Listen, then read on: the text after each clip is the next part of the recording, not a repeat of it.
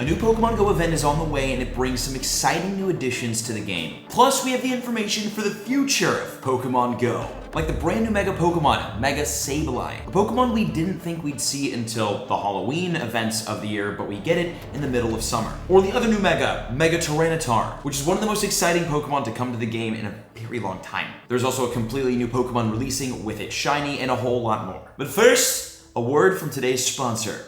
Imagine picking up a brand new Nintendo Switch for over $100 off. Well, imagine no more. Because today's sponsor, Temu, is hooking up the deal of a lifetime. But not because they're feeling generous. It's because it's what they do. Temu is a website you can find the literal most insane prices for things like essentials, electronics, and video games, and more. Use my code JOIN5746 for an additional 50% off this entire order and this Nintendo Switch, which allows you to get it with almost $100 in savings, which is insane compared to the original price of $350. And that's not all Temu has. Temu has great shopping categories like bestsellers, 5-star rated products with thousands of ratings, summer sales, new arrivals, and more. And if you're looking for literally anything, Temu most likely has it with the best prices on the internet. Click the link down in the description below to start saving with Temu. And be sure to use my code JOIN5746 for 50% off your entire order. Everything you need, 50% off. Thank you to Temu for the sponsor. Now back to the video.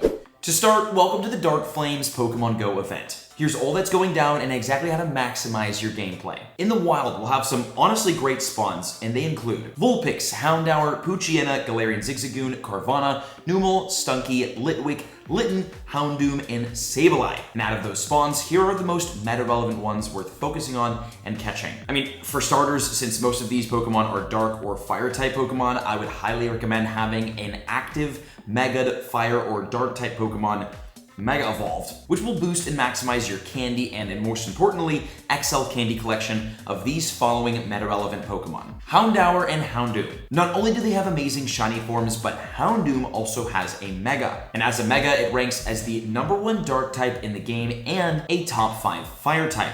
Both are very, very useful typings. It's a useful Pokemon. Galarian Zigzagoon. Its evolution, Obstagoon, while being probably the best shiny in the entire game, is also pretty decent at PvP, ranking 69th, nice, in the Great League and 46th in the Ultra League. Litwick. This is easily one of the best Pokemon spawning throughout the entire event, and it also has one of the best shinies. Litwick's evolution, Chandelure, is an absolute beast as a ghost type, and it's super duper accessible. It's not like a legendary or a mega. You can catch a bunch of them, evolve a bunch of them, and they are very, very useful. And it's a Pokemon that we typically only see during the month of October, so again, exciting to see this summer. Sableye. Very obviously, Sableye is great because it will have a brand new Mega coming to Pokemon Go, and we'll talk about the meta relevancy of this new Mega in the next section, raids. The raids for this event will include, in the 1 stars, Sneasel, Darumaka, Scraggy, and Dino. 3-star raids, Alolan Marowak, Flareon, Umbreon, and Turtonator. 5-star raids will be Heatran, and Mega raids will be Mega Sableye. And the most meta-relevant Pokemon to spend your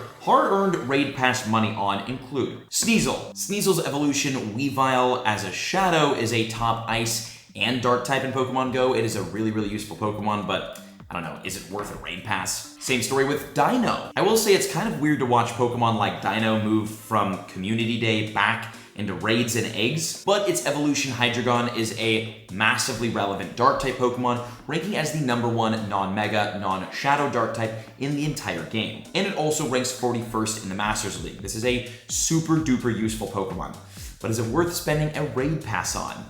Your choice. And then yes, we have a brand new Pokemon in the tier 3 raids. It is Turtonator. Turtonator will be a dual dragon and fire type Pokemon with a max CP of 2,513. And although it won't be meta relevant, it's still a sick Pokemon, and it will be releasing with its shiny, which is always a fun thing to have in Pokemon Go. A new Pokemon is out and its shiny is out. It's time to hunt. So if you want to hunt this brand new shiny Pokemon, it will be in the tier 3 raids, but that's not all. We'll talk about it later. And the legendary raid Heatran might honestly be worth saving remote raid passes on. Currently, it's not even remotely close to the top fire type Pokemon in Pokemon Go, and in PvP, it only ranks 88th in the Masters League. But it will be getting a brand new move, Magma Storm, and historically, when legendary Pokemon get new moves in the tier 5 raids, it usually makes them pretty useful. So I'm not sure how it's going to affect this, but This actually might make Heatran super meta relevant, or it won't be relevant at all still. And what about the brand new Mega Pokemon Sableye? Well, although it's a really cool Mega with an amazing shiny, it's just definitely not that meta relevant. Mainly due to the fact that it maxes out at a minuscule 2,196 CP. Not great optics for this Pokemon. So definitely worth getting the Mega to get it into your Pokedex, and even maybe a little bit extra energy to get it to max level, but nothing to burn a bunch of passes on. Event bonuses for the Dark Flames event are honestly a bit interesting, and they include additional 25% XP for completing raids, 3 additional candies per raid, 1 additional XL candy per raid. Team Go Rocket Grunts will be using Dark and Fire type Pokemon, and apparently there will be a special research decision that you will make, and apparently there will be a special research decision that you'll make that will decipher which spawns you see on your incense. So that's pretty cool. And what should you choose, Fire or Dark? Both are going to be great, and both have amazing shinies and meta-relevant Pokemon. So this, the bonuses for this event are it's like a raid event mixed with Team Rocket.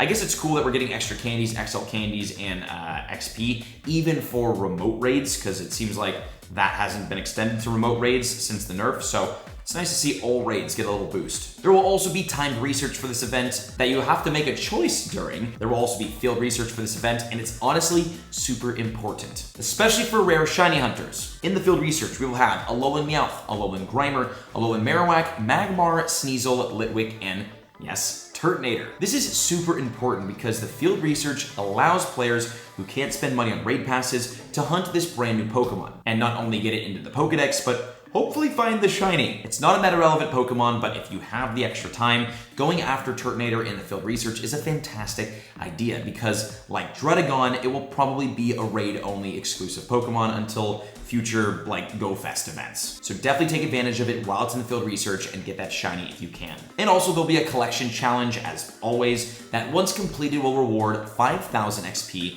100 Mega Energy with Houndoom, and that's about it. And the challenge will change depending on which choice you chose, Fire or Dark, and honestly, I really like that a lot. I love the events where we get a choice on how we want to experience the event itself. Super duper awesome. I love seeing that. Would love to see more. Now let's talk about the future of Pokemon Go, the upcoming month, July. Starting with the Mega Raids. From June 29th to July 6th, we'll have Mega Sableye. Then from July 6th to July 13th, Mega Blastoise. July 13th to the 25th will be Mega Blaziken, and from July 25th to August 4th, the brand new Mega Tyranitar will be coming to Pokemon Go. And these are all honestly great ones to rate. Mega Blastoise ranks 2nd overall as a water type. Mega Blaziken is the number 2 fire type in the game and the number 1 fighting type. And Mega Tyranitar should be the number 1 rock type and the number 1 dark type in the game, and those are 2 incredibly useful typings due to the amount of, psychic and flying type raid bosses and things that you need to battle